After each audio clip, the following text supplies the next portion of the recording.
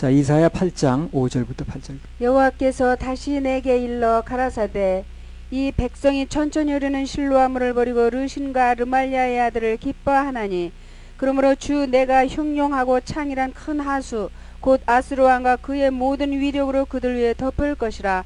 그 모든 골세 차고 모든 언덕에 넘쳐 흘러 유다에 들어와서 창이라고 목에까지 미치리라. 임마누엘이여 그의 펴는 날개가 네 땅에 편만하리라 하셨느니라. 예. 자, 여기 보면요, 당신의 유다인들이, 이스라엘 사람들이 자기들의 안전을 위해서 누굴 의지하면 된다고 생각했냐면요, 아람 왕 르신하고 그 다음에 이스라엘 왕 르말리아 아들 베가, 예. 이 사람의 도움을 받으면 안전할 거라고 믿는 거예요. 지금 참 사람이라는 게 그게 아니라는 거 뻔히 알면서도 그래.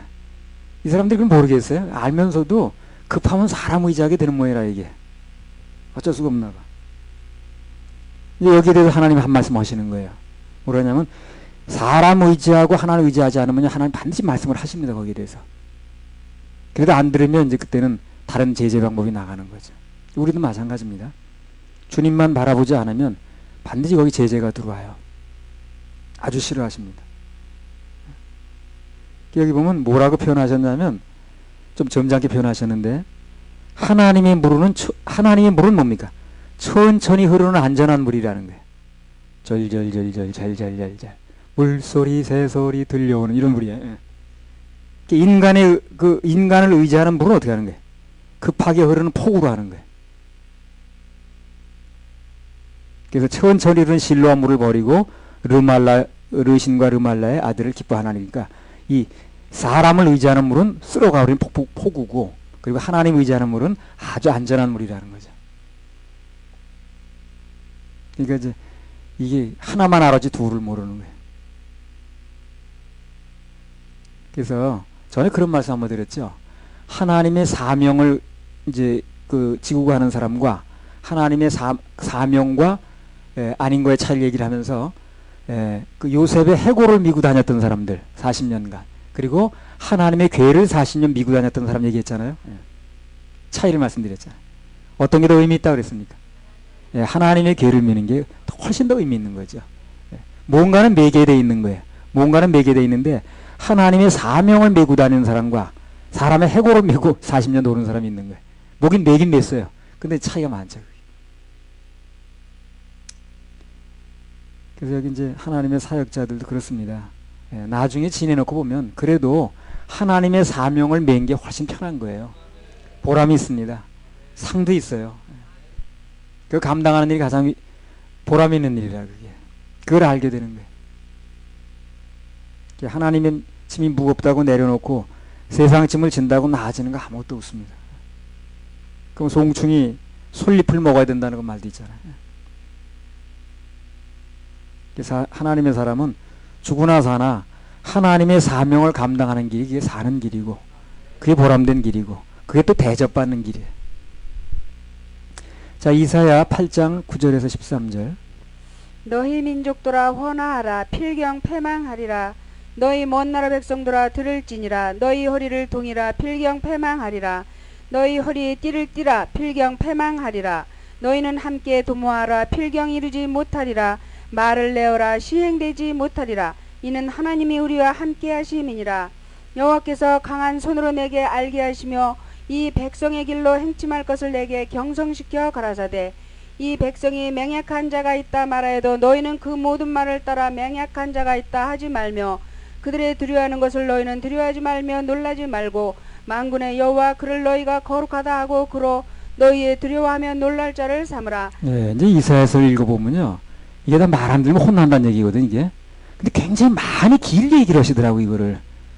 간단히 그냥 얘기하면 되는데 이걸 굉장히 길게 이렇게 얘기를 하시는 거야. 그래 되게 내용은 긴데 한마디로 말하면 뭡니까? 말 안 들으면 혼난다는 거예요.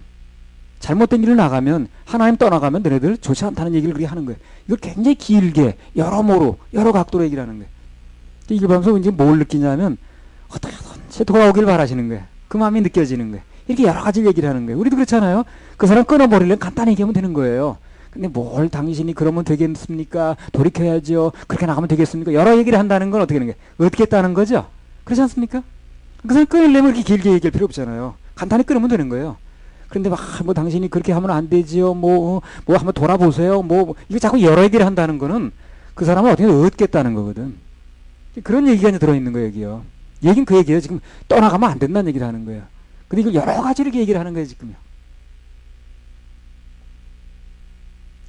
함께 뭐 인간끼리 도모해가지고 무슨 일을 꾸미든 그게 중요한 게 아니라는 거지. 그건 결국 결과가 좋지 않다는 거예요. 정말 중요한 것은 하나님께서 우리와 나와 함께 계시는가가 중요하다는 거죠. 모든 초점을 거기에 맞춰야 된다는 거예요. 로마서 8장 31절.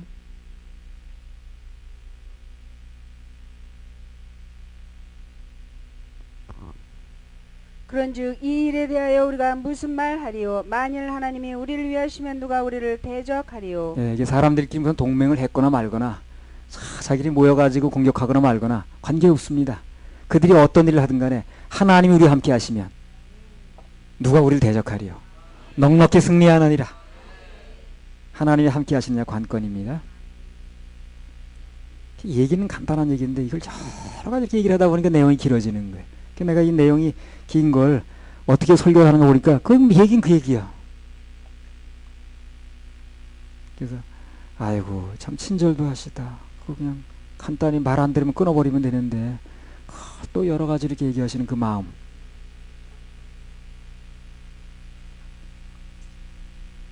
우리 이제 자녀들도 그렇잖아요.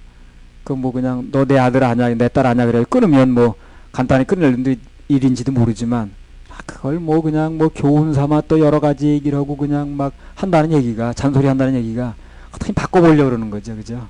똑같아요. 똑같아. 이사야 8장 13절.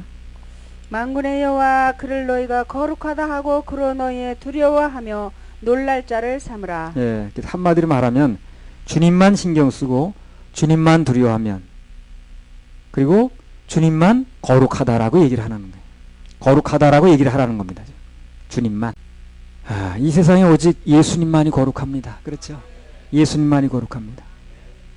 그래서 우리가 거룩하다고 말하는 것은 내가 거룩하다는 것이 아니고 내 안에 예수를 모셨으니 그 생명이 내 생명이 됐으니 예수의 생명이 거룩하니 그래서 내 생명도 거룩하다는 겁니다. 그러니까 내 생명이 아닌 거예요. 나는 죽고 예수가 사는 거예요. 그러니까 내 안에 살고 있는 예수가 거룩하다고 얘기를 하는 겁니다. 딱 맞는 얘기입니다. 정확한 얘기예요, 그게. 그런데 내 안에 예수가 사는 게 아니라 내가 산다고 생각하니까 뭘 지가 거룩하다고 그래. 참 참나만 얘기하고 있네. 누가 사는지를 몰라서 그런 거예요. 누가 사는지. 내가 거룩하다는 게 아니라 나는 죽고 죄 많고 그 아주 그냥 허물 맡은 나는 죽고 내 안에 예수가 사는 거예요. 그 예수의 생명이 거룩하다는 겁니다. 그걸 간단히 말하면 내 안에 예수가 거룩하니까 나도 거룩해졌다 얘기를 하는 거예요.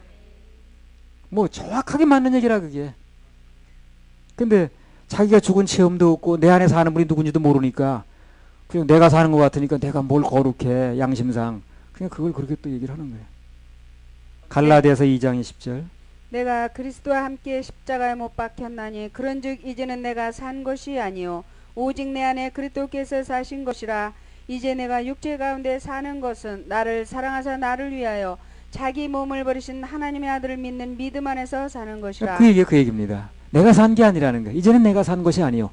옛날에 나는 어떻게 된 거예요? 십자가에 같이 못 박혔습니다. 그럼 나는 죽었어요 거기서. 그래서 죄가 끝나는 거예요. 내가 살았으면 죄는 계속 연결됩니다. 내가 살아있는 한. 그래서 내가 죽는 순간 죄는 끝나는 거예요. 그러면 내가 그 다음에 어떻게 사는가? 예수가 내 안에 들어와서 산다는 믿음 가지고 산다는 거예요. 그러니까 죄와 관계가 없는 거지. 죄로부터는 죽었으니까. 그 죄로부터 죽은 내가 어떻게 죄를 더 지으려고 그러잖아요. 내가 구원받고 거듭난다는 것은 나는 죽고 거룩하신 예수님이 내 안에 사는 겁니다. 자, 이 비밀을 누가 알랴? 그리고 우리는 하나님만큼 거룩하다고 믿어야 됩니다. 그렇죠? 내 안에 사는 분이 거룩하다고 얘기를 하는 거니까. 내가 사는 게 아니기 때문에. 이게 이해가 안 되니까 사람들이 그렇게 비판하는 거예요. 무슨 지가 하나님마다 예수님만큼 거룩하다고 그러냐고. 하나님만큼 참 이단 하나 또 났네 이런 우리 안에 사는 분이 누군지를 모르니까 그런 거예요. 자꾸 자기 생명하고 연결하는 거예요. 자기가 살아가지고 자기 죽어야 되는데 자기가 계속 살아가지고 자기 생명을 연결하다 보니까 내가 지난 여름에 진 죄도 있거든. 그러니까 그렇게 말 못하는 거예요. 자기가 죽었다는 걸 모르는 거예요. 죽은 적이 없으니까. 거듭나면 내 안에는 생명이 누군가를 알게 되면 되는 건데 그걸 모르니까 그런 소리 하는 거예요. 거듭난 사람과 거듭나지 않은 사람은 근본적으로 다른 얘기를 할 수밖에 없어요. 그래서 누구 생명인지 모르니까. 지금 내 안에 있는 생명이 내 생명이 아닙니다. 내 생명은 죽어요. 예수의 생명이니까 영생하는 거예요. 예수의 생명이니까 하늘나라로 가는 겁니다. 하늘나라는 하나님이 사는 곳이에요. 내 생명이 하나님 생명이 들어왔기 때문에 우리도 하늘나라에 가는 것입니다. 내 육신의 생명 가지고는 하늘나라 들어갈 수가 없어요. 자연인 생명 가지고는. 그래서 거듭나라고 그런 얘기를 하는 거예요. 내가 거듭나지 아니하면 하나님 나라 볼 수도 없고 들어갈 수도 없다고 그러잖아요. 그 예수님 말씀하신 건 너무 정확한 겁니다. 네가 아무리 그렇게 유대인으로서 거룩하게 살라고 노력해도 네 생명 가지고는 안 돼. 니고데모 생명 가지고 되는 게 아니라 너는 죽고 예수의 생명이 들어가야 돼. 그래야 네가 하늘나라 갈 수 있는 거야. 그 얘기를 하는 거예요. 그러니까 니고데모 그걸 못 알아들어가지고 헤매잖아요. 그러면 뭐 죽었다가 아니 엄마 뱃속에 들어갔다 다시 나오는 거예요. 네가 유대인의 관원이라면서 그것도 모르냐.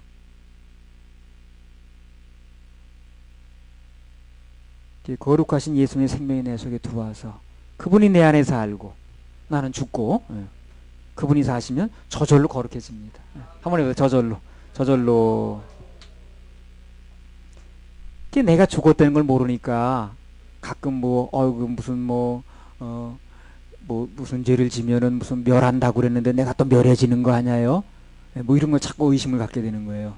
자기가 이미 멸해진 줄 모르고 이미 그렇게 말하기 전에 예수가 들어오기 전에 옛날에 나는 멸해진 겁니다. 죽은 거예요. 그리고 이제는 멸해지지 않는 영원히 사는 예수가 내 안에 사는 거라. 그러니까 죄와 사망의 벌로부터 해방됐다는 거 아니야. 근데 그게 참 이해가 힘든가 봐. 자꾸만 반복하는 거 보면. 예수가 내 안에 들어오는 순간 나는 죽은 것입니다. 그래서 십자가에 못 박혔다는 거예요. 그리고 이제는 내가 예수가 내 안에 산다는 그 믿음 가지고 산다는 겁니다. 히브리서 10장 10절.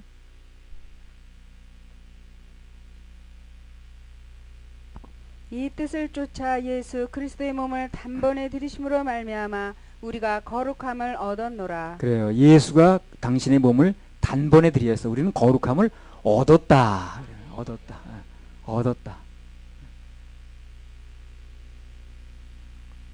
그러니까 내가 거룩하다라는 것은 하나님 보실 때 날 보고 그러는 게 아니라 내 안에 있는 예수를 보고 그러는 거예요.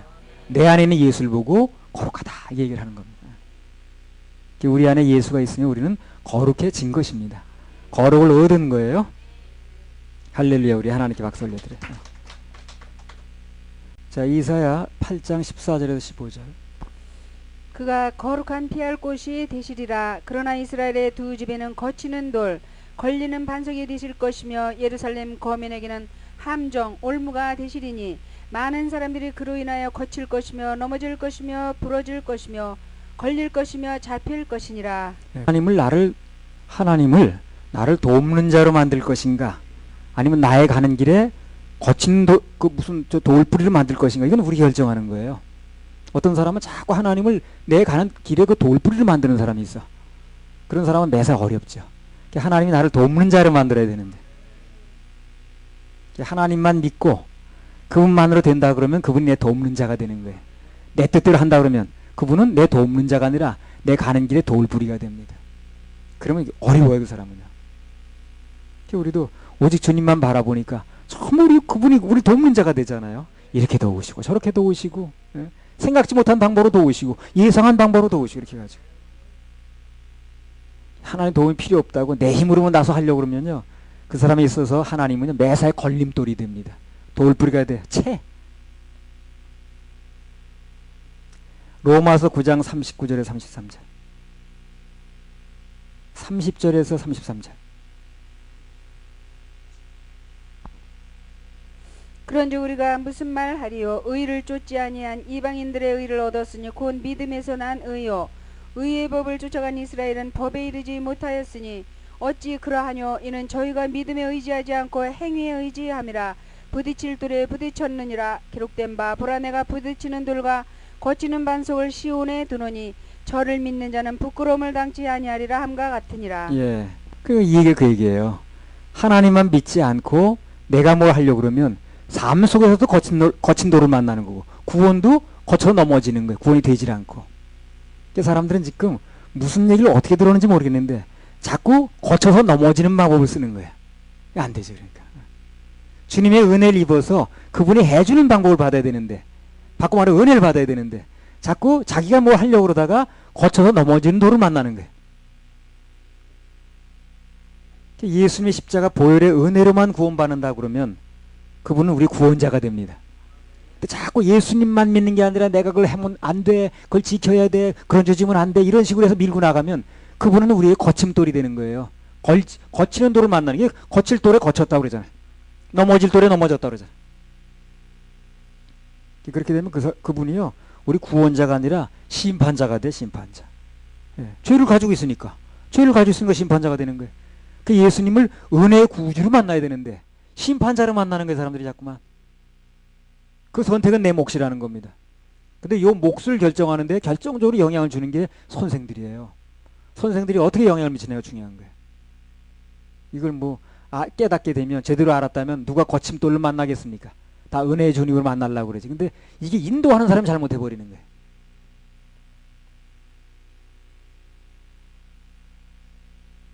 그리고 목사들이 왜 그렇게 사람 눈치만 보려고 그럴까? 그 하나님 눈치를 보려고 그래. 하나님 의식이 없는 거야. 전부 사람 위주로 하는 거야. 교계 위주로, 어른 위주로, 그 사람들 볼 때 어떻게 할까, 이거 위주로 전부 나가는 거야. 사람들이 얼마나 많이 다수결로 어떻게 하는 거야, 그거 위주로. 참, 그거 나 이해를 못하겠어. 하나님 믿는다 그러면 하나님 믿기로 작정하고 하는 길인데, 이게 그 가치관을 바꾸겠다는 건데 왜 이렇게 계속해서 그 목사를 한다면서도 자꾸만 이렇게 사람 위주로 나가는지. 16절. 너는 증거의 말씀을 싸매며 율법을 나의 제자 중에 봉함하라. 한 번만 더 읽어보세요. 너는 증거의 말씀을 싸매며 율법을 나의 제자 중에 봉함하라. 예, 이게 무슨 얘기냐면요, 이 이사에게 주신 그 예언의 말씀들이 많이 있거든요. 이걸 기록해가지고 끈으로 잘 묶어가지고 봉함에 두라는 거예요. 이 이유가 뭐냐면 나중 되면, 언젠가가 되면 이 말이 맞았는가 안 맞는가를 알 때가 온다는 거예요. 그럼 증거가 돼야 된다는 거지. 이렇게 말했다는 게. 그때 이거 우연히 되면 그런 일이 있었구나 말을 잊어버리고 그냥 된 줄 알거든. 그래, 이런 말씀이 이미 선포됐다는 걸 증명하려고 그러는 거예요. 그래, 나중에 이 말대로 되는가 안 되는가 증명하려면 이 말씀이 그냥 있어야 된다는 거예요. 그게 봉함에 두라는 거예요. 언젠가 이 말씀대로 되면 이 말씀대로 됐다는 걸 보여주라는 거죠. 지금 이 예언의 말씀이 많이 나가는데 이걸 믿지 않아도 필경은 이 말씀대로 되는데 나중에 이것이 나중에 그대로 됐는가 여부를 비교하려면 이 말씀이 남아있어야 된다는 거예요. 그래서 이 봉함에 두라는 거예요. 그게 성경에 기록된 거 아니야 지금요? 이거 없으면 우리가 비교를 못 하잖아요 지금. 그래서 이사야한테 내가 지금까지 쭉 너한테 불러준 말들을 다 봉함에서 기록해 놓으라는 거예요. 싸두라는 거예요. 잘 보관해 두라는 거예요. 그 언젠가 이 말씀들이 이루어지는 날이 오는데 그때 이 말씀이 맞았나 안 맞는가 비교할 수 있어야 된다는 거죠. 이 말은 반드시 말씀대로 된다는 거죠. 반드시 말씀대로 된다는 거예요. 그래서 나중에 이 봉함에 둔 하나님 말씀을 통해서 증거를 삼으시겠다는 거예요. 말씀대로 됐는가 안 됐는가. 이거 바꿔 말하면 반드시 말씀대로 된다는 것입니다. 마태복음 24장 35절. 천지는 없어지겠으나 내 말은 없어지지 아니하리라. 네, 그래요. 천지는 없어져도 하나님 말씀은 절대 없어지지 않습니다. 이게 없어지지 않는 걸 붙들어야 되는 거예요. 선처럼 다 변해도 말씀은 안 변하거든. 그래서 하나님 말씀은 끝까지 남아서 세상 끝까지. 그래서 모든 판단과 심판의 기준이 됩니다. 그래서 말씀만을 믿어야 낭패를 안 당하는 거예요. 한번 따라해보세요. 하나님 말씀은 반드시 성취됩니다. 하나님 말씀은 반드시 성취됩니다. 반드시 성취됩니다. 이사야 8장 17절. 이제 야곱 집에 대하여 낯을 가리우시는 여호와를 나는 기다리며 그를 바라보리라. 예, 이건 하나님 앞에서 이사야의 신앙 고백을 기록해 놓은 거거든요. 한마디로 말하면 이 세상 모든 사람이 아니라고 해도, 그래도 이 세상 사람이 뭐라고 해도 난 상관없다는 거예요. 그러가 말거나 나는 오직 여호와만 바라보겠다. 그분만을 기다리겠다. 그 말입니다. 그러니까 뭔가 좀 뚜렷한 족적을 남겼던 사람은 다 이 마음이 있더라고. 세상이 뭐라 그러든 간에 나는 하나님 말씀만 믿겠다. 그 말씀대로만 따라가겠다. 이 마음, 이 믿음이 다 있었던 거예요. 이 믿음이 있어야 따라가요. 안 그러면 세상이 휩쓸려가지고 이리 휩쓸리고 저리 휩쓸리고 정신이 하나도 없어. 여호수아 24장 15절. 만일 여호와를 섬기는 것이 너에게 좋지 않게 보이거든 너희 열조가 강 저편에서 섬기던 신이든지 혹 너희의 거하는 땅 아모리 사람의 신이든지 너희 섬길 자를 오늘날 택하라. 오직 나와 내 집은 여호와를 섬기겠노라. 그렇죠. 똑같이 이 사람들 이 여호수아 똑같이 길하죠. 사람들이 뭐라고 나가든 간에 같이 가면 참 좋다는 거예요. 그럼 안 가다 할지라도 난 따라가지 않겠다는 거예요. 거기 휩쓸리지 않겠다는 거예요. 나는 하나님 안에서 내 길을 가겠다는 거지. 마이웨이를 가겠다는 거예요. 이 고백과 이 결심이 절대적으로 필요합니다. 이 마음이 있어야 갈 수 있는 길이야 이건요. 세상 사람이 뭐라고 하든 간에 나는 하나님께 내게 명하신 길을 하나님 편에 서서 가겠다. 이 마음이 결정이 중요한 거예요. 이 마음이 있는 사람이 일을 해내더라고. 물론 모두가 같이 가면 너무 좋죠. 그러나 그들이 다 떠난다 할지라도 나는 하나님께 내게 원하신 길을 가겠다. 이 마음이 있어야 되는 거예요. 나까지 끌려가는 게 아니라 나만이라도 하나님 편에 서겠다는 결심이 있을 때 이거 갈 수 있는 길입니다. 할렐루야. 우리 하나님께 박수 올려드려요. 자, 이사야 8장 18절 19절. 보라 나와 및 여호와께서 내게 주신 자녀들이 이스라엘 중에 징표와 예표가 되었나니 이는 시온산에 계신 만군의 여호와께로 말미암은 것이니라. 혹이 너에게 고하기를 지절거리며 속살거리는 신접한 자와 마술사에게 물으라 하거든 백성이 자기 하나님께 구할 것이 아니냐 산 자를 위하여 죽은 자에게 구하겠느냐 하라. 네, 19절만 다시 읽어보세요. 혹이 너에게 고하기를 지절거리며 속살거리는 신접한 자와 마술사에게 물으라 하거든 백성이 자기 하나님께 구할 것이 아니냐 산 자를 위하여 죽은 자에게 구하겠느냐 하라. 이 지적인단 말은 사람에게 쓰는 말이 아니에요 원래요. 그죠? 새가 지적인다 뭐 어쩌고 그러잖아요. 예. 그러니까 이게 이런 말들은 다 이게 사람의 말로 듣지 말라는 거예요. 구원받아 예수님 생명으로 거듭나면 하나님께서는 그 사람을 뭐라고 부르냐면 산자 이렇게 부릅니다. 산자. 따라해보세요. 산자. 산자를 부릅니다. 산자. 예수의 생명이 들어와야 산자예요. 안 그러면 그건 산자가 아닙니다. 하나님 보실 때는 예수의 생명이 들어가면 산자 이렇게 보는 거예요. 그럼 그 사람이 가지는 소망은 산소망 이렇게 되는 거죠. 그래서 일단 예수님 생명으로 거듭나서 산자가 되면 그 다음부터는 죽은 사람한테 물어볼 필요도 없고 죽은 사람 얘기를 들을 필요도 없고 죽은 사람 설교를 들을 필요도 없다는 얘기라. 아니 산 사람이 왜 죽은 사람 얘기 들어 그래. 삶과 죽음의 이 경계가 분명치 않은 거예요. 그러니까 삶과 죽음의 경계가 분명치 않다 보니까 살았다는 이름은 있으면서 죽은 사람 말 자꾸 듣고 앉았는 거예요. 그게 전부 죽는 얘기만 나오지. 그러니까 조금 사는 것 같았다 좀 살려놔도 죽은 사람 얘기 들어오니까 죽은 사람 얘기를 듣고 오니까 죽는 거예요. 또 그래서 일주일 내내 그냥 죽은 사람 얘기만 듣다 보니까 또 한 주만 만나서 산 얘기를 해줘도 또 죽는 거야. 심령이. 일단 예수님 생명으로 산 자가 되면 죽은 사람 얘기 들을 것도 없고 거기에 의논할 것도 없고 그 사람 얘기 듣고 앉아서 필요가 없는 거예요.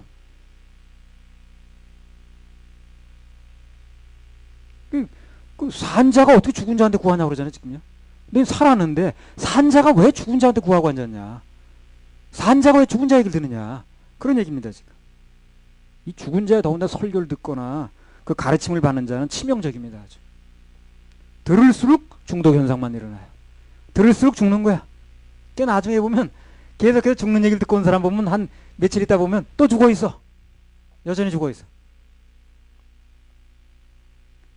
8장 20절 이사야.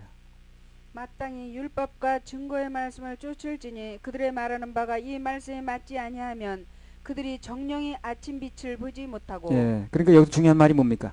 그들의 말하는 바가 이 말씀에 맞지 아니하면 그게 중요한 말이에요. 그들의 말하는 바가 이 하나님 말씀이 맞지 아니하면 그걸 구별해 보라는 거예요. 그들이 하는 말이 이 하나님 말씀과 맞느냐 안 맞느냐 이걸 구별해 보라는 거예요. 자기 신학하고 맞춰보지 말고 무슨 전통하고 맞출 게 아니라 그들이 하는 말이 하나님 말씀하고 맞나 안 맞나 이걸 맞춰보라는 거예요. 우리가 늘 하는 말이 정확 얘기했잖아요. 그 말씀을 자꾸 사람들로 맞춰보지 말고 하나님 말씀하고 맞는 거 맞춰보라고 그러잖아요. 여기 나오잖아요. 이 말씀하신 그들이 말하는 바가 이 말씀이 맞지 않는가 맞는가 맞춰보라고 그러잖아요. 참 정확한 말이네 그거. 예. 마땅히 율법과 중보의 말씀을 놓칠지니 그들의 말하는 바가 이 말씀이 맞지 아니하면, 그런 얘기잖아요. 그래 그들이 하는 말이 이 말씀과 맞는가 안 맞는가 맞춰보라는 얘기죠 지금. 그래서 안 맞으면 그 따를 필요가 없다는 얘기야. 그리고 나중에 무슨 나는 몰라서 그러는 말 할 필요 없어요. 성경에 다 나온 겁니다 이게. 너무나 친절하게. 그리고 우리 속지 않은 비결은 뭐냐면 그 사람이 인간적으로 좋은 사람이냐 안 좋은 사람이냐, 무슨 뭐 아주 구제를 많이 하는 사람이냐, 자기 입은 옷이라도 벗어주는 사람이냐, 이걸 생각할 게 아니라 그 사람이 하는 말이 맞느냐 안 맞느냐, 뭘 기준으로? 하나님 말씀 기준으로 맞춰보라고 그랬으니까, 여기 맞는 거 맞춰보라고 그랬으니까 이 말씀이 맞춰서 맞느냐 안 맞느냐, 이걸 기준 삼으라는 거예요.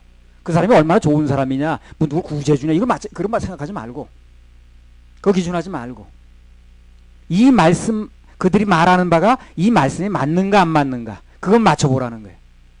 거기 초점을 맞춰야 된다는 거죠. 예수께서 가라사대 또는 말씀하시되 하는 전제 조건이 붙었냐는 거예요. 예수께서 가라사대, 예수께서 말씀하시되, 이게 전제 조건이 붙었냐는 거예요. 그 사람 하는 말에. 자살죄는 무조건 지옥 갑니다, 그런 말이 성경에 있느냐는 거지. 성경에 자살죄는 무조건 지옥 간다고 가라사대 말씀하시되 이렇게 돼 있냐는 거예요. 그렇지 않지요. 모든 죄가 용서됐다고 그랬지. 그 죄가 예외라는 말이 없잖아요. 원죄는 예수님이 해결했지만 자범죄는 내가 해결해야 된다, 그런 말이 성경에 있느냐는 거예요. 없죠. 그러니까 말씀에 맞춰봐야 된다는 거예요. 근데 이게 말씀에 맞춰볼 생각 안 하고 어디 뭐 지역에서 제일 큰 교회 목사님 그랬다면서 그걸 믿고 앉았더라니까. 그렇게 말하길래 누가 그렇게 말했냐고. 그러니까 교회 제일 큰 교회 목사가 그랬대. 그걸 믿고 앉았더라니까. 그래 그들이 말하는 바가 이 말씀이 맞는가 비춰보라고 그랬잖아요 지금요. 그 얘기 아닙니까 지금. 그리고 원죄는 예수님이 해결했지만 아주 안 했다 그러면 그 양심상 안 되겠습니까? 그러나 자범죄는 내가 해결해야 된다, 이 말은 예수님이 죄를 다 해결했다는 게 아닌 거라는 얘기인데, 그 얘기를 누가 했느냐가 중요한 거예요. 누가. 그러니까 제일 큰 교회 목사님 했느냐가 중요한 게 아니라 성경에 그렇게 가라사대 했느냐 말씀하시되 했느냐, 이걸 맞춰보라는 거예요. 우리 모든 죄를 사했다는 말은 성경에 너무 많이 나오지 않습니까? 페이론하고 그들의 말이 말씀에 안 맞는가 맞는가 안 맞는가, 이건 꼭 규명해야 됩니다. 그래 속질 않습니다. 따라해보세요. 안 속아. 속질 말아야지. 기사의 8장 말씀은 속지 말라는 거예요. 그리고 속지 않으려면 반드시 말씀에 맞춰봐야 된다는 거예요. 그들의 말하는 바가 이 말씀이 맞지 아니하면 그들이 정령의 아침빛을 보지 못한다.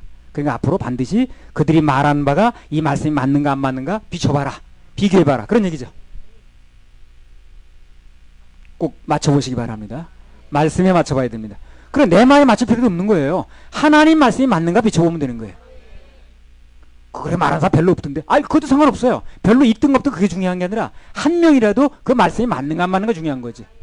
몇백만 명이 말한다고 틀린 거 따라가겠어 그래?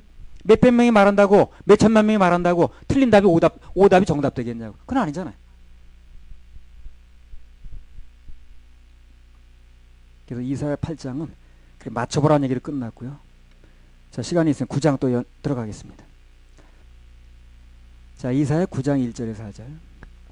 전에 고통하던 자에게는 흑암이 없으리로다. 옛적에는 여호와께서 스불론 땅과 납달리 땅으로 멸시를 당케 하셨더니 후에는 해변길과 요단 저편 이방의 갈릴리를 영화롭게 하셨느니라. 흑암에 행하던 백성이 큰 빛을 보고 사망의 그늘지른 땅에 거하던 자에게 빛이 비치도다. 주께서 이 나라를 창성케 하시며 그 즐거움을 더하게 하셨으므로 추수하는 즐거움과 탈취물을 나누는 때의 즐거움같이 그들이 주의 앞에서 즐거워하오니, 이는 그들의 무겁게 맨 멍에와 그 어깨의 채찍과 그 앞제저의 막대기를 꺾으시되 미디안의 날과 같이 하셨음이니이다. 1절만 다시 읽어보세요. 전에 고통하던 자에게는 흑암이 없으리로다. 옛적에는 여호와께서 스불론 땅과 납달리 땅으로 멸시를 당케 하셨더니 후에는 해변길과 요단 저편 이방의 갈릴리를 영화롭게 하셨느니라. 이 성경 말씀의 전반적인 걸 이렇게 보게 되면 다 소망적인 거예요. 그래서 전에 관심 받기던 이 땅들이 예수님이 오시니까 관심의 대상이 됐다는 거거든. 그러니까 무슨 쥐구멍이 벼들나는 때는 식으로 주님만 오시면 빛나는 거예요. 우린 거기 소망이 있습니다. 여러분, 나는 소망 다른 데 없어요. 예수님이 내 인생에 오시면, 예수님이 나와 함께 하시면 거기 우리 소망이 있습니다. 우리 단체도 거기 소망이 있어요. 서울교회도 거기에 소망이 있습니다. 아니, 다른 소망이 뭐 있겠어요. 우리가 하나님 우리 함께 하시면, 예수님 우리 함께 하시면, 그분의 빛이 비치면 우리에게 영광스러운 일이 있다는 거지. 여기에 소망이 있습니다. 그리고 여기에 소망을 둬야 됩니다. 또 사람들 관심 바뀌었는데 아주 저 시골 땅이었나 봐. 스불론 땅과 납달리 땅이 그냥 예수님이 오시니까 영화롭게 됐다는 거예요. 성경의 기록이 됐다는 거예요. 그래서 우리도 예수가 우리 인생에 오면 모든 것이 변합니다. 예수가 우리 인생에 오시면 흑암이라는 게 존재할 수가 없다고요. 예수님 빛이니까.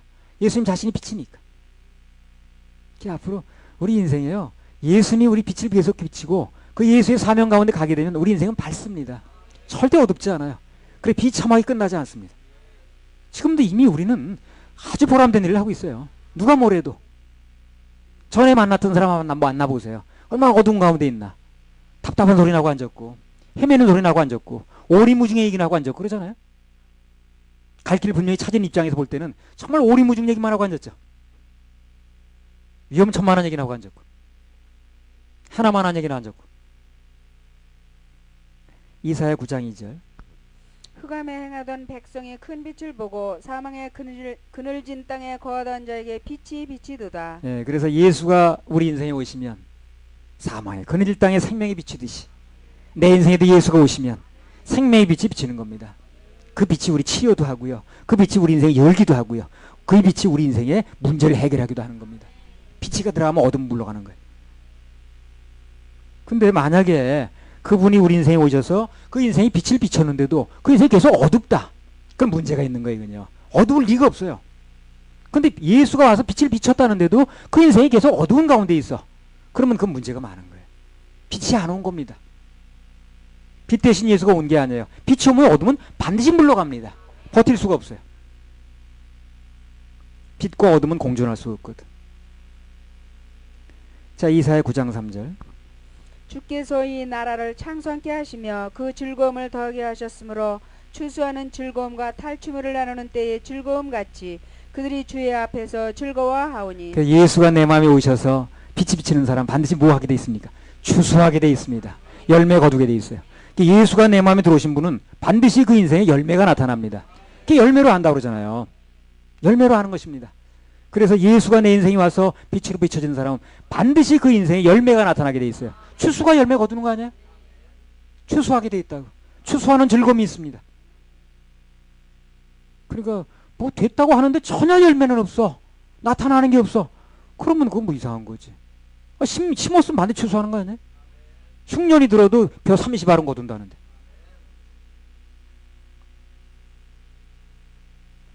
그리고 또 뭡니까? 사단에게 포로되어 있던 것들을 탈취하는, 도로 뺏는 그런 기쁨이 또 있습니다. 여기 나와잖아요. 도로 뺏는 기쁨. 영혼 구령의 기쁨이 있는 거예요. 그 생수은혜가 그런 기쁨으로 사는 겁니다. 지금 영혼이 거듭났다는 얘기는 기쁜 거죠. 누구 집에 아이가 임신돼가지고 새 생명이 태어났다면 기쁘죠. 마찬가지입니다. 영혼이 태어난 건 더 기쁜 거예요. 교회가 그 기쁨이 있어야 되거든. 그래 생동감이 있고 우리 삶에 모이는 존재 목적이 있는 거 아니야. 우리 모여서 고생하는 목적이 있는, 보람이 있는 거 아니야. 영혼들이 거듭나야 되지. 주님이 일하시면 생명 현상이 나타납니다. 사는 현상이 나타나요. 이사야 9장 4절. 이는 그들의 무겁게 맨 멍에와 그 어깨의 채찍과 그 앞제자의 막대기를 꺾으시되 미디안의 날과 같이 하셨음이니이다. 예, 그래서 예수를 만난 사람, 그 인생에 예수가 주인이 된 사람은, 그 생에 예수의 생명이 비친 사람은 그 어깨에 무겁게 매여 있던 거, 그게 다 누르던 거, 그게 다 이제 빠져나가는 거예요. 죄의 멍에와 채찍, 앞제자의 막대기, 이런 것들이 한 방에 날아가 버립니다. 예수가 내 인생에 오는 순간 그런 것들은 날아가게 돼 있어요. 죄의 멍에도 날아가고, 내 인생에 누르던 그 압제하던 것도 날아가고, 막대기도 날아가고, 다 날아가게 돼 있어요. 주님이 내 인생에 오면 그런 압제하던 거, 죄의 짐 누르던 거 다 날아가게 돼 있어요. 주님이 오시면 이는 그들의 무겁게 맨 멍에와 그 어깨의 채찍과 그 앞제의 막대기를 꺾으시되 미디안의 날과 같이 하였습니다. 아직도 그런 것들이 그 사람의 인생을 누르고 있고, 예, 뭐 그냥 막 압제하고 있으면 빨리 생명 얻는 회개를 하고 구원받아야 됩니다. 그래서 그 압제에서 벗어나야 돼. 그 시간 끌 필요 없다고. 이사야 9장 5절 6절. 어지러이 싸우는 군인의 갑옷과 피 묻은 복장에 불의 섭같이 살라지리니 이는 한 아기가 우리에게 낳고 한 아들을 우리에게 주신 바 되었는데 그 어깨에는 정사를 메었고 그 이름은 기묘자라 모사라 전능하신 하나님이라 영존하시는 아버지라 평강의 왕이라 할 것임이라. 예, 그래서 예수는 태어날 때부터 아버지도 겸한 겁니다. 한 몸이니까, 한 분이니까. 그러니까 뭐 예수는 하나님은 아는데 예수는 왜 모른다는 둥 그런 얘기는 안 되는 거예요. 그건 삼위일체를 인정 안 하는 거예요. 그분은 아버지도 되시고 아들도 되시고 성령도 되시고 평강의 왕도 되시고 다 되는 거예요. 한 분이다 하는 거예요. 이렇게 해요. 그러니까 뭐 아버지는 아시지만 아들은 모른다고 그래가지고 예수가 모른다는 얘기가 아닙니다. 그게. 그렇게 생각하면 안 돼요.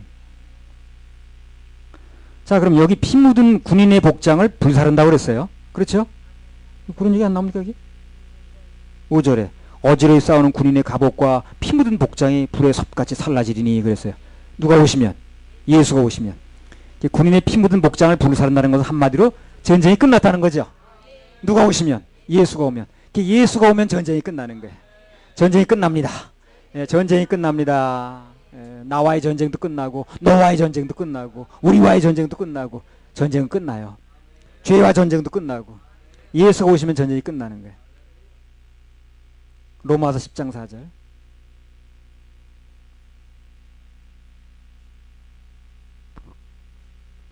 그리스도는 모든 믿는 자에게 의를 이루기 위하여 율법의 마침이 되시나니.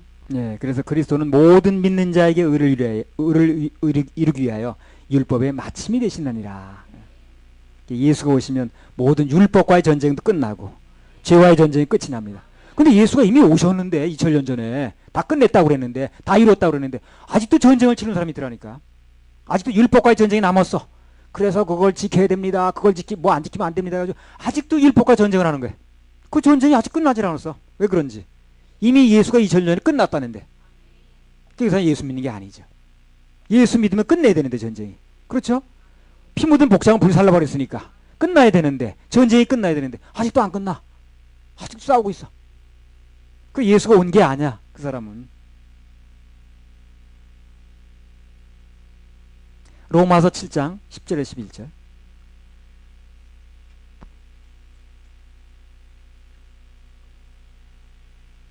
생명에 이르게 할 그 계명이 내게 대하여 도리어 사망에 이르게 하는 것이 되었도다. 죄가 너희를 기회를 타서 계명으로 말미암아 나를 속이고 그것으로 나를 죽였는지라. 예, 그래서 원래 율법이라는 건 우리가 잘 아는 대로 죄를 깨닫는 거라고 그랬죠. 그죠?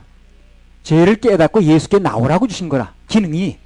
네가 죄인인 걸 알아야 되니까 율법에 미쳐보니까 내가 죄인이야. 그 죄를 깨달았으면 예수께 나와서 은혜를 입으라는 거죠. 그 율법은 그 역할까지만 하는 거예요. 예수님께를 끌어오는 역할까지만 하는 거예요. 요한복음 8장에 보면 죄 지은 여자를, 가늠한 여자를 예수님이 끌고 오는 게 율법이 끌고 왔죠. 끌고 오는 역할까지만 하는 거예요. 그 다음부터 율법은 아무것도 못합니다.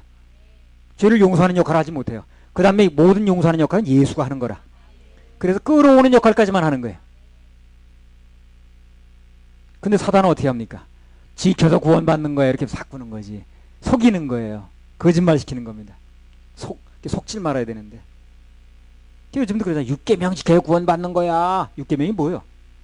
살인하지 말라. 나를 죽여도 안 되고 타인을 죽여도 안 되고 내가 특별히 나를 죽이는 것은 자살이니까 그거는 그러면 구원 못 받아. 받은 것도 잊어버려. 지옥 가. 이렇게 하는 게 속이는 거죠. 계명은 원래 좋은 겁니다. 이게 선한 거예요. 거룩한 것입니다. 기준이 높은 것입니다. 근데 사단이 그걸 가지고 속이는 거야. 그걸 지켜서 구원받는 것이냐 안 지키면 안 되는 것이냐. 죄와 율법은 이미 예수 안에 끝났는데. 그래서 율법은 오늘날도 유효합니다. 왜 유효합니까? 끌어오는 역할을 해야 되니까. 끌어와면 그 다음에 예수께 연결해주면 끝나는 거예요. 율법의 역할이 그건 거예요. 예수라는 신랑한테까지 끌어다 주는 역할까지만 손에 인계해주면 끝나는 거예요. 그리고 자기는 손 떼야 되는 거예요. 근데 율법이 계속 쫓아가면 안 되지 그게.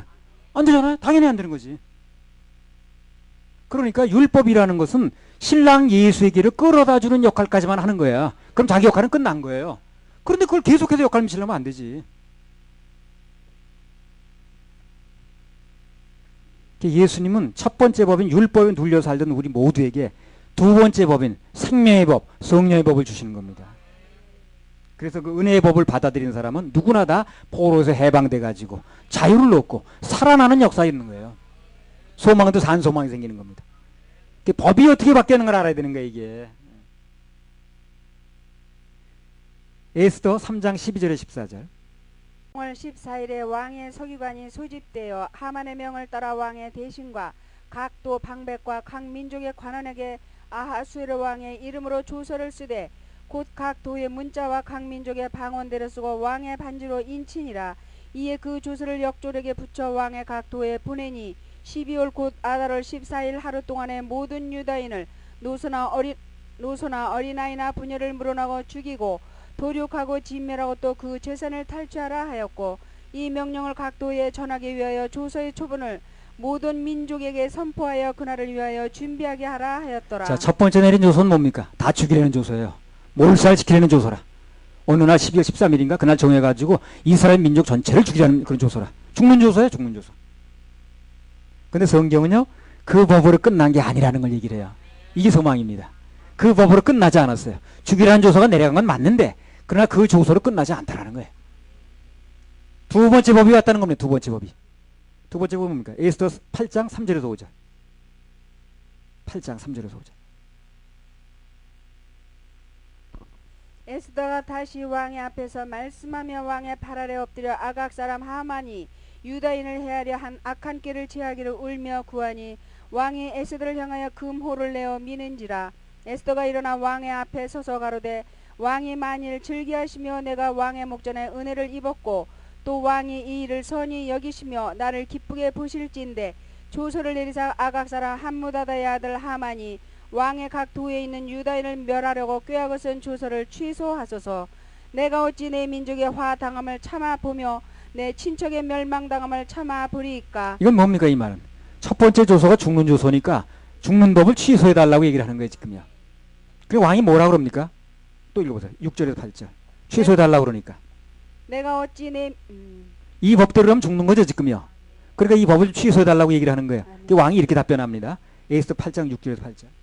내 친척의 멸망당함을 참아 보리이까. 아하수에르 왕이 왕후 에스더와 유다인 모르드게에게 이르되, 하만이 유다인을 살해하려 함으로 나무에 달렸고 내가 그 집으로 에스더에게 주었으니 너희는 왕의 명의로 유다인에게 조서를 뜻대로 쓰고 왕의 반지로 인을 칠지어다. 왕의 이름을 쓰고 왕의 반지로 인치인 조서는 누구든지 취소할 수 없음이니라. 왕의 인으로 이미 쳤기 때문에 취소가 안 된다는 거예요. 율법이 취소가 되는 게 아니야. 그러니까요, 하나님의 말씀으로 이미 선포됐기 때문에 없던 일로 할 수가 없어요. 천지는 없어져도 하나님의 말씀 없어지지 않으니까. 그 취소되는 게 아니라 다른 방법을 쓰는 거예요. 자, 어떻게 하면 되느냐? 8장 9절 10절 읽어보세요. 그때의 시완월 곧 3월 23일에 왕의 서기관이 소집되고 물은 모르드게에 시키는 대로 조서를 써서 인도로부터 구스까지의 127도 유다인과 대신과 방백과 관한하게 전할세. 각 도의 문자와 각 민족의 방언과 유다인의 문자와 방언대로 쓰되 아하수에르 왕의 명의를 쓰고 왕의 반지로 인을 치고 그 조서를 역졸들에게 붙여 전하게 하니 저희는 왕궁에서 길러서 왕의 일에 쓰는 준말을 타는 자들이라. 조서를 다시 써가지고 다시 보내는 거예요, 지금요. 살려면 사는 조서를 다시 쓰는 겁니다. 새 법을 다시 내려보내는 거예요. 그러니까 먼저 법을 취소시키는 게 아니라 새 법을 다시 내보내는 거예요. 새로 공포하면 되는 거예요. 그래서 첫 번째 조서를 하면 조서대로 하면 죽을 수밖에 없었는데, 두 번째 법은 살려주는 법을 다시 내려보내는 겁니다. 두 번째 법은 사는 법이라 생명의 법인 거예요. 그래서 구약에서는 이걸 사건으로 말했고 신약에서는 한마디로 요약하죠. 로마서 8장 1절 2절.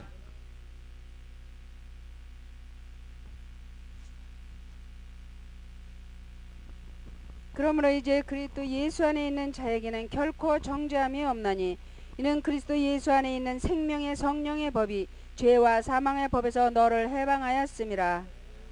죄와 사망의 법이 일단 내려왔는데 율법에서 죽는 거니까 율법에 살아나는 사람이 없어요. 며칠 전에 죽는 장이면 나와. 그렇죠. 나무하다 죽고 뭐하다 죽고 다 죽는 장이면 나오죠. 그 죽는 법이 나왔는데 그 법을 그냥 취소시킬 수 없으니까 다시 사는 법을 타로 내려버린다는 거야. 그 예수의 법이라, 은혜의 법이라, 성령의 법이라. 예수가 대신 죽고 그거 믿으면 사는 법. 그래서 늘 말씀드렸다시피 법은 법으로 이기는 거예요. 그래서 법은 법으로 이기는 겁니다. 더 강력한 법, 새로운 법을 내놔가지고 먼저 법을 누르면 되는 거예요. 그래서 새로운 법, 상위법을 내려보내가지고 먼저 법을 눌러서 그 법은 효력을 해제시키고 새로운 법이 효력을 발휘하도록. 그게 바로 예수님이 십자가에서 못 박혀서 돌아가시고 새로 믿기만 하면 되는 법, 은혜의 법, 믿음의 법을 주는 거예요. 그래서 우리는 이 법을 받아야 되는 거예요. 새 법을 받아야 되는 거예요. 그런데 아직도 옛법 붙들고 있는 사람이 있는 거예요. 옛날 법, 죽는 법을 붙들고 있는 사람이 있는 거예요. 그걸 범하면 죽는다고 그랬으니까 그 법 범하지 말아서 살겠다는 거거든. 그러니까 죽는 법을 붙들고 있으니까 그 사람 죽는 거예요. 사는 법을 잡아야 되는데. 그래서 전에 죄와 사망의 법에서 율법에서 그것을 취소시킬 수 없으니까, 그리고 그건 그 나름대로 또 역할이 있으니까 예수님 끌어오는 내버려 두고 그 다음에 새로운 사는 법을 또 하나 만들어 가지고 그걸 믿으라는 거예요. 그러면 산다는 거거든. 뭐 이거 어려운 말도 아닌데 사실 되게 쉬운 말인데 이걸 못 알아들어서 걱정이지. 근데 이게 되게 쉬운, 우리 여기서는 되게 쉬운 말이죠. 이거요. 너무나 잘 알려진 말이죠. 이거 나가보세요. 이거 모르는 사람 너무 많아. 이걸 몰라 이걸, 이 말을. 그래가지고 맨 죽는 법만 붙들고 있어. 그러니까 맨 지옥 간다는 얘기만 나오는 거예요. 그거 하면 지옥 가고 이거 하면 받은 거 취소되고 맨 그런 얘기만 하고 앉았는 거예요. 앵무새처럼. 그리고 그 법이 다 해결됐다고, 예수가 해결됐다 그러면 그런 말 하지 말아요. 아니 왜 그런 말 하지 말라고 그래. 그래서 예수가 다 해결했다고, 그 모든 죄는 다 예수님이 십자가에 해결했다고 그러면 말하지 마. 한국 교계에서 그런 말하면 안 돼. 아니 한국 교계는 죄 해방됐다는 말하면 안 되는 거예요. 그러면 예수 그리스도가 십자가에서 우리 죄를 해결했다는 말하면 안 되는 거예요. 그러면 그 이상한 교계 아닌가. 그러면 예수 그리스도가 십자가에서 우리 죄를, 모든 죄를 해방했다는데, 해결했다는데, 죄와 사망의 법에서 해결했다는데 그걸 왜 쉬하냐니까. 그걸 말하지 말라 그러면 어떡하는 거예요. 그래. 죽는 법만 붙들고 있으라는 거예요. 그러면 사는 법을 당연히 얘기를 해줘야지. 살게 만들어줘야지. 그걸 왜 그렇게 못 말하게 말하고 뒤로 말하게 만들고 조심하라고 그러고 그런 말 하지 말라고 그러고 그 죄도 다 용서했다는 말을 왜 이렇게 못하게 만드냐니까. 죄와 사망에 벌써 해방됐다는 말을 왜 이렇게 못하게 만드는 거야. 우리나라 8.15 해방됐어. 30년 동안 일제 압박이 있다 해방됐어. 그럼 해방됐다고 말해야 되는 거지. 말하지 마. 해방됐다고. 그런 소리 하면 큰일 나. 일본 순사가 잡아가. 아니 그게 중요한 거야 지금. 아니 나라가 바뀌어서 해방됐으면 대한독립 만세하고 만세 부르고 길거리도 전화 가지고 해야 되는 거지. 나오지 마. 지금 그거 알려주면 어떡하려고 그래. 그 말도 안 되는 거지. 해방됐으면 해방됐다고 말해야지. 죄와 사망에서 해방시켰다는데 그 해방됐다고 말하는 게 정상이지. 그거 말하지 마. 그거 지금 사람들이 알면 어떻게 생각할 텐데 그거 말하라고 그래. 조심해. 너무 깊이 들어가지 마. 해방된 걸 해방됐다는데 뭘 깊이 들어가는 거야.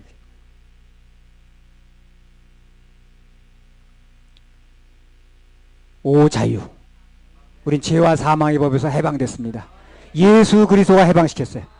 그걸 우리가 받아들이는 순간 그 법이 우리한테 생명의 법으로 들어왔습니다. 내게 사는 것은 옛날의 내가 아니라 예수 그리스도가 사는 것입니다.